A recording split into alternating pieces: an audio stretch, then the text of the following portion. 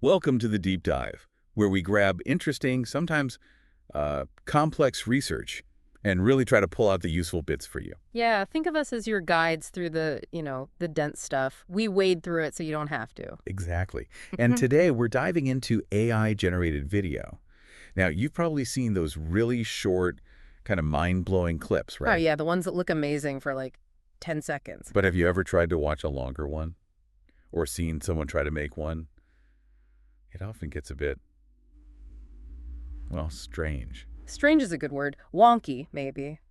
Things start okay, but then they can get blurry or characters do weird things. It just sort of degrades. Yeah, like the AI is, I don't know, dreaming and then starts forgetting the details of its own dream. That's actually a pretty good analogy. It seems to lose track of what it was supposed to be showing in the first place. Which brings us right to today's topic. We've got this research paper from Stanford University. It's called Packing Input Frame Context in Next Frame Prediction Models for Video Generation. Quite a mouthful. It is, by Elvamin Zhang and Manesh Agrawala. Now, that title might sound pretty academic, maybe a bit dry. Definitely academic sounding. But trust us, inside this paper is a really smart idea. And our mission today is basically to find that key piece of tech in there. Right, the most valuable bit. And then explain how it could actually help you, in your work or life, even if you have zero tech background. Totally. Even if coding sounds like something you do when you have a cold. Think about it like this. Ever trying to tell a super long story and halfway through you're like, wait, what was the beginning again? Or that game of telephone, right? Whisper something, and by the end of the line, it's completely different. Exactly. That's kind of the problem with AI trying to make long videos. This paper. It's all about giving the AI a better memory and keeping it on track. Okay, let's get into it. Okay, so the paper really focuses on two big problems in long AI video generation. They call them forgetting and drifting. Forgetting and drifting. Okay. Let's start with forgetting. So imagine the AI is generating a video, frame by frame. Forgetting just means, well, as the video goes on, the AI struggles to remember the details from the beginning. Right. So its memory gets fuzzy over time. Yeah. Like maybe it starts generating a video of a red car driving down a street. Okay. But a minute later, maybe the car suddenly blew or the street signs changed completely. The AI just forgot the initial detail. Precisely. It can't hold on to that context over a long duration. Okay. And that leads to the second problem, drifting. Drifting, so that's different from forgetting. Yeah, drifting is more about the visual quality. It's like the picture itself starts to degrade, gets blurry, maybe distorted the longer the video runs. Ah, okay. Like making a photocopy of a photocopy of a photocopy. That's a perfect analogy.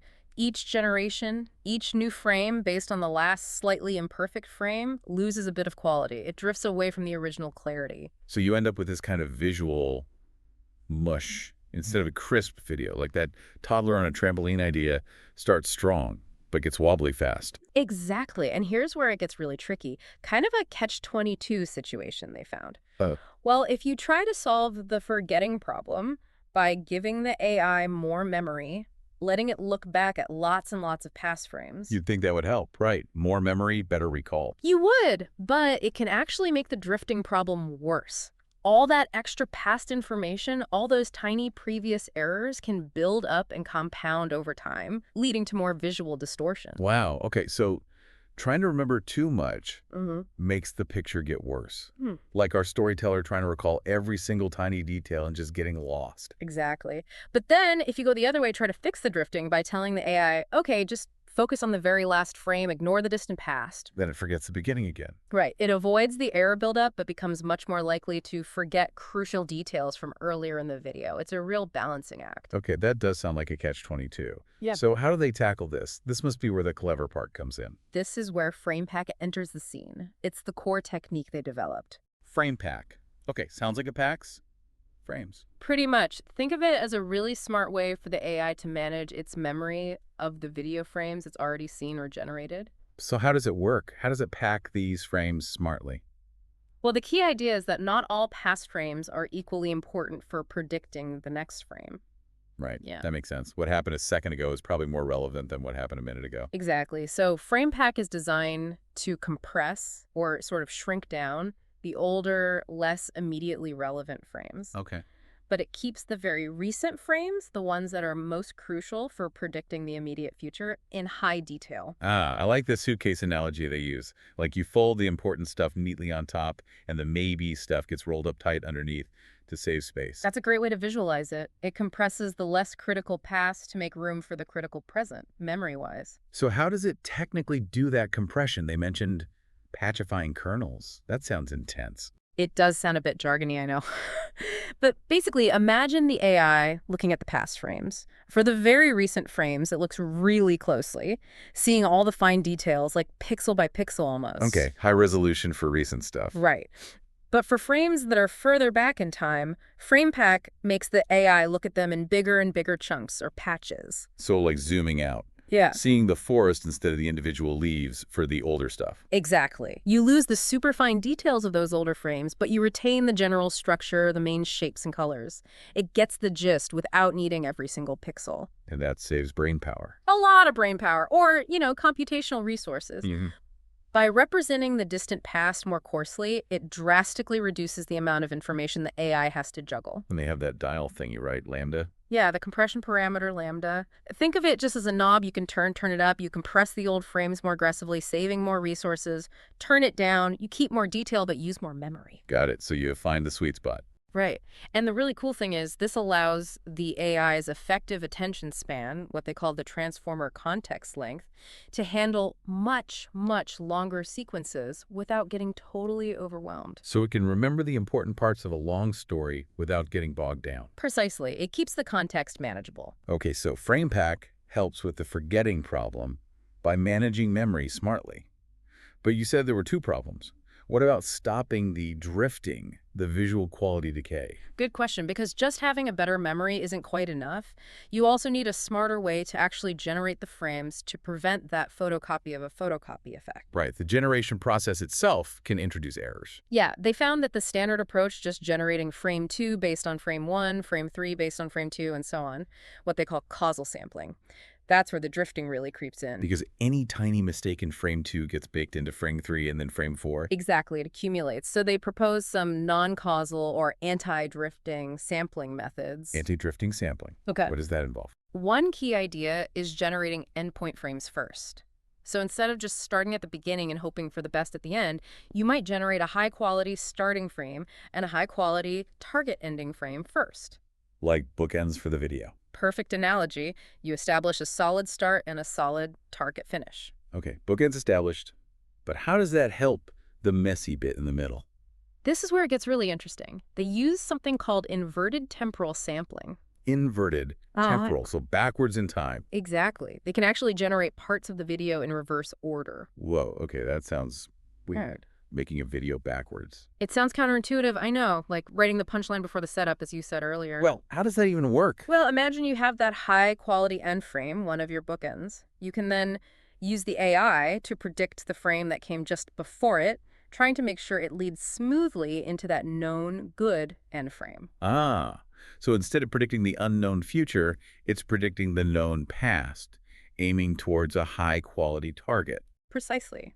By always working towards a known good frame, either the beginning or the end, the AI has a reference point.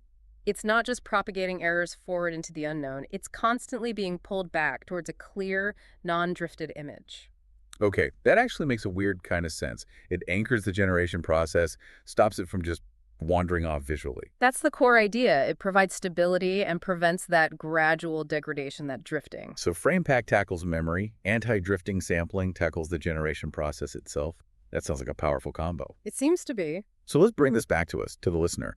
What does all this clever FramePack and backward video making actually mean for people who, just want to maybe use AI video tools someday? Well, the most direct benefit, hopefully down the line, is simply better, longer AI videos, more consistency. Oh, so like if I'm using an AI tool to maybe animate a story or create a presentation video? Yeah, or even just longer clips for social media, or maybe enhancing home videos. Imagine generating a minute-long scene without the character's shirt suddenly changing color halfway through. Or the background dissolving into abstract art unexpectedly. Exactly. Fewer weird glitches, less visual drifting, more coherence over longer durations. That's the promise. That would be huge. Because right now, sometimes generating long AI video feels a bit like, well, a digital fever dream. That's a good description. It can be unpredictable. These techniques aim to bring more predictability and reliability, especially for longer content. And you mentioned something about efficiency, too. Right, that's another key point in the paper. They found that using FramePack makes training these big video models much more efficient, almost approaching the efficiency of training models that just make still images. Okay, why is that important for us non-developers? Because more efficient training usually means faster development, potentially lower costs to run these models, and ultimately it could lead to these advanced capabilities becoming available in more accessible tools sooner.